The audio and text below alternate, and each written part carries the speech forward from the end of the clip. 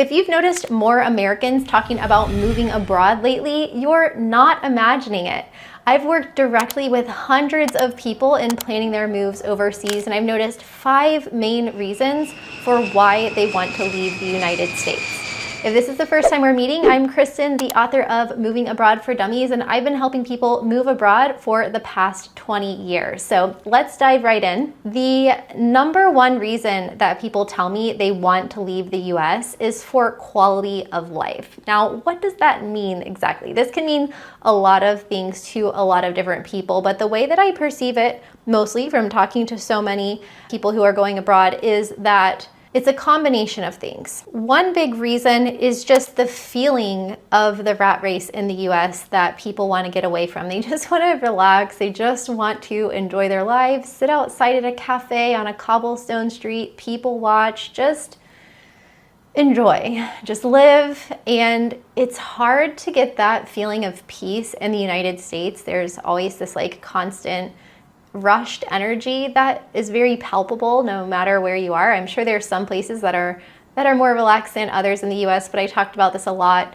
in another video about how I perceived the US after living abroad for so many years, especially in Europe, so I'll link to that. But I think just lifestyle in general is a big piece. People want to, just kind of get out of the hustle and bustle and go to a place where wherever you're walking around and looking around in a park, on the streets, you don't feel that rushed energy that you pretty much only feel in big cities and in the United States. Another thing people talk to me a lot about is they don't want to have a car. They don't want to own a vehicle anymore.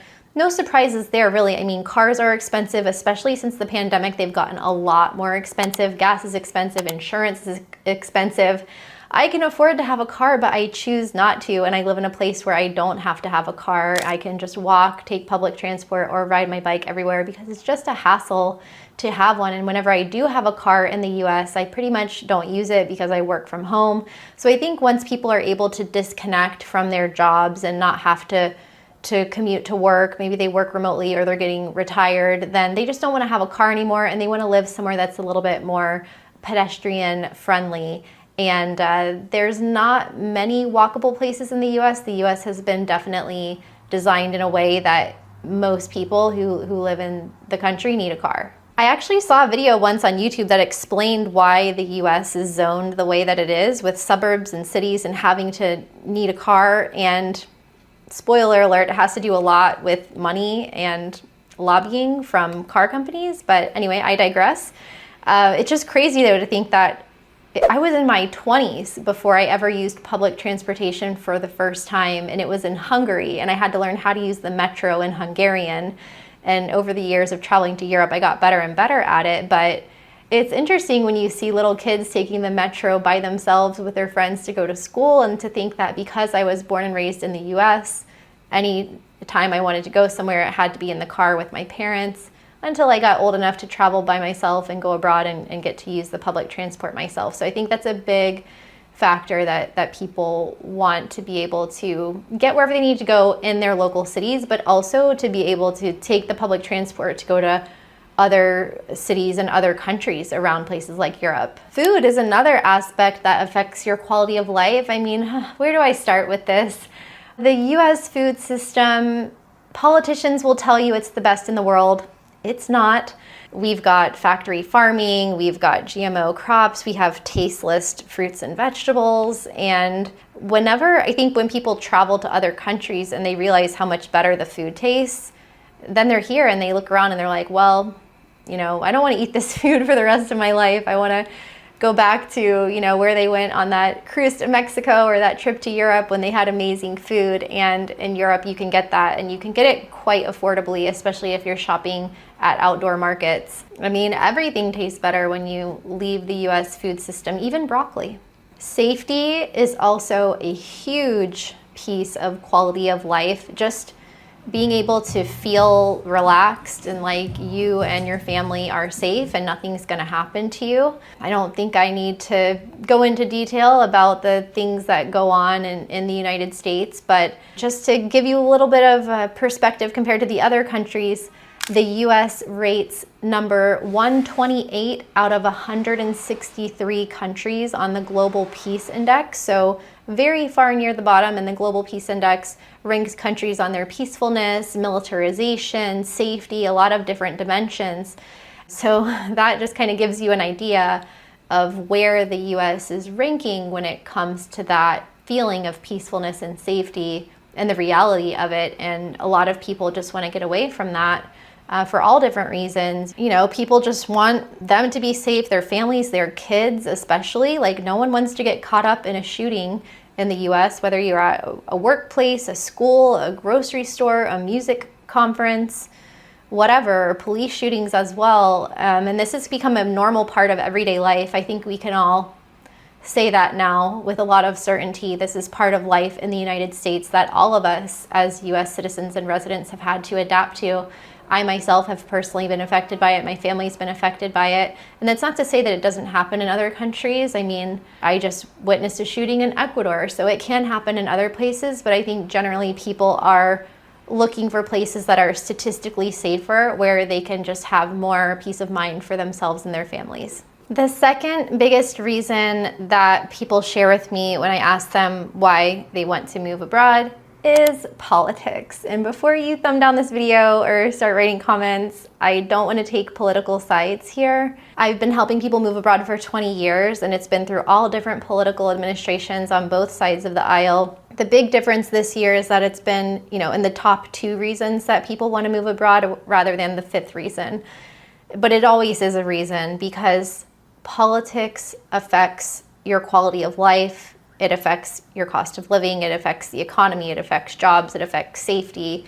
It really, unfortunately, permeates every aspect of our life. So I don't want to make this just around one person or one administration, because I think it's much bigger than that. I think that is part of it, but I think at the same time, it's been a cumulative building up to the place that we find ourselves in right now in the US. And I don't think that people from any political party are necessarily happy about the division in the US, the political rhetoric, the news coverage of everything. It's always controversy here. And so I think people are just tired of that.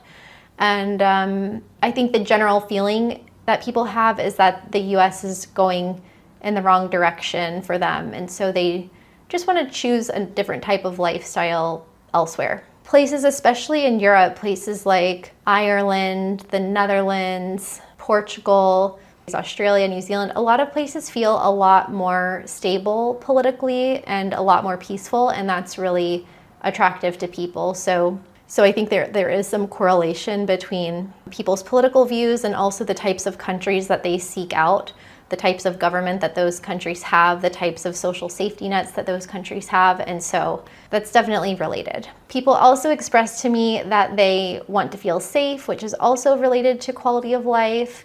They want peace of mind. And we also work with a lot of people who feel personally threatened from the LGBTQ plus community.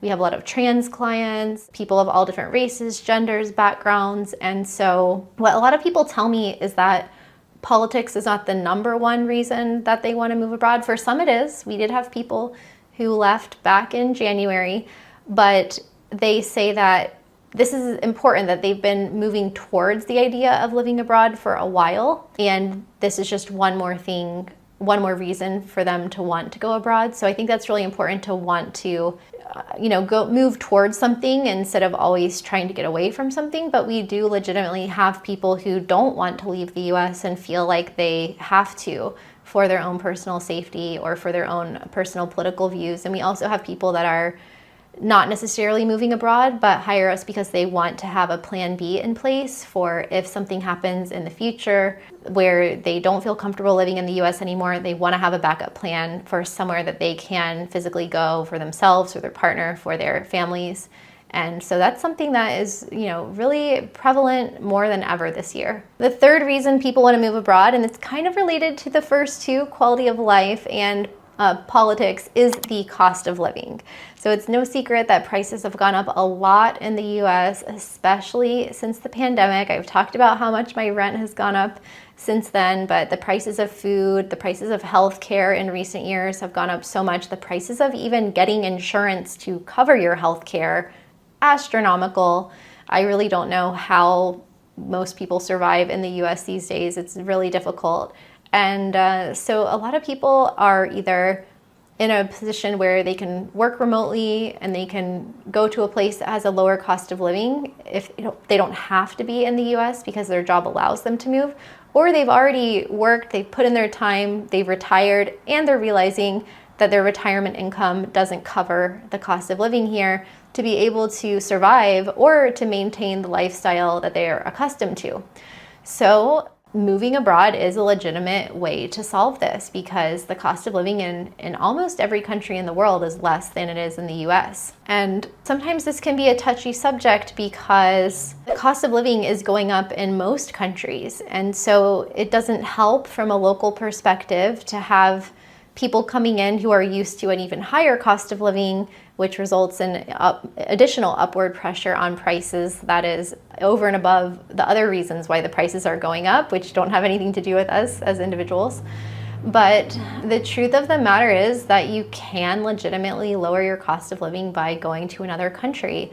You can lower your cost of housing, you can lower your cost of food, you can lower your cost of transportation, you can drastically lower your cost of health insurance. And this is a big reason why people want to go abroad. It's hard to talk about this topic sometimes because I know that there is a certain level of opportunity that people from some countries have compared to others. Being born in a country that has a strong passport like the US, which allows you to travel to other places, being born into a country like the US that has a developed economy, where people are able to earn more, and that allows us to decide to be able to move to other countries, but not everyone has that opportunity. And so it is difficult. I have friends all over the world, and I just got back from Ecuador where I have really great friends, talented people who would love to travel to other countries or come to the US as well, but they can't even get a visa to visit most countries because of the political situation in their country. And even if it did, to have the economic ability to just travel for fun to foreign countries, it's really expensive to fly from South America to go other places. So that's hard to, leave friends that are there and know that they're going to be stuck there because of the situation that they were born into. Same with when I lived in Nicaragua. I was living in a very rural part of northern Nicaragua, and I can remember sitting on the beach watching planes go by in the sky, and my Nicaraguan friends and the staff that worked where I lived, they would ask me questions about being in an airplane, and it just really, I felt for them. I couldn't imagine never being able to go on an airplane, having traveled as much as I have, and it's hard that it's hard to accept the reality that really amazing people will not have the opportunity to even get on an airplane, let alone choose which country that they would like to live in for fun, for quality of life, or for cost of living. So it is something that I feel really grateful for and privileged to be able to have the options to choose where to go in the world. And I have a lot of empathy for people who are on fixed incomes in the US, fixed pensions, and really can't pay their rent and pay their bills in the US, and their only option is to move somewhere with a lower cost of living like Thailand or the Philippines or elsewhere. And then there's also people who want to plan ahead, and they want to save more of the money they make instead of spending it on the high cost of living in the US. And they want to plan for their own retirement, so they want to go to countries that they can afford to live better at a lower cost. I just read an article about a former Google executive who was making like $400,000 a year, and she saved up enough money to retire early, and now she lives in Switzerland of all places, and she's still able to live on a lower cost of living compared to in California. So that's definitely a big reason for my clients, and I think most people can relate to that. This next reason is really a fun one, because a big reason that people want to go abroad is for adventure, for personal development, for travel, for culture, to be able to experience what life is like in other countries beyond just a 1 or 2 week vacation, and to be able to learn another language, to be able to meet people from these other countries. And so that's a big one, not just to live in those countries, but to be able to travel to other nearby places. Because let's say you live in the US your whole life, and then you want to see the world, but you can't afford to travel back and forth from the US. But if you move to Europe, then you can get a $50 or $100 plane ticket or train ticket and go to pretty much any other country in the region versus $1,000 or more to fly there from the US. So we do get a lot of people who want to move to another country to create a home base that they can travel from, whether they're digital nomads or retirees who just want to see the world and enjoy life. So we get a lot of people that want to go to Mexico and explore around Mexico, or want to go to Costa Rica and explore around Latin America, want to go to Europe and explore around that continent, want to go to Southeast Asia, have a base in Malaysia, and then travel around from there. And so, yeah, that's a really fun one to think about, all of the places that you can go if you lived in another country and had proximity to visit all of those places. I know when I lived in Costa Rica, I was able to go to Nicaragua, Panama, Honduras, Colombia, Peru. Like, I traveled a lot of places around that region that I probably wouldn't have gone to if I was living back in the US. When you think about all of the benefits that you get from travel, a greater sense of empathy, an enhanced worldview, more personal connection with people, you get that to the nth degree when you actually live in that country, because you get to go so much deeper into all of the benefits that you get from travel. They're just magnified when you actually live somewhere versus when you're just visiting there. And so it's not just the travel and the culture and the people and the experiences and the food and the fun, but it's also the personal growth that you get from being able to have that experience living abroad. And I think that's why I've never met anyone who's told me that they regretted living abroad. Maybe they don't live abroad their whole lives or forever, but they still really valued that experience. And the fifth reason is very personal. So this is when people have a mixture of different reasons for moving abroad, or a very specific reason, like they're moving for a partner because their spouse or somebody wants to move, or they're moving because they want a better education for their children. They're moving for a health care reason. They want to get better health care elsewhere.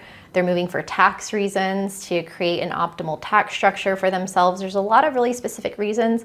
And I find that very interesting, because there are as many reasons to move abroad as there are people in the world, and your specific reasons for moving abroad will be very unique to you. There's no right or wrong reason to move abroad. If it's something that has been weighing on you in your heart or in your mind, then it's probably something for you to explore. If you like any help with that process, my team and I are here for you. You can reach out to us at travelingwithkristin.com/relocation, and make sure to let me know your reasons for moving abroad in the comments below. And if you're curious about where my US clients are moving to, the top 10 places, then watch this video next.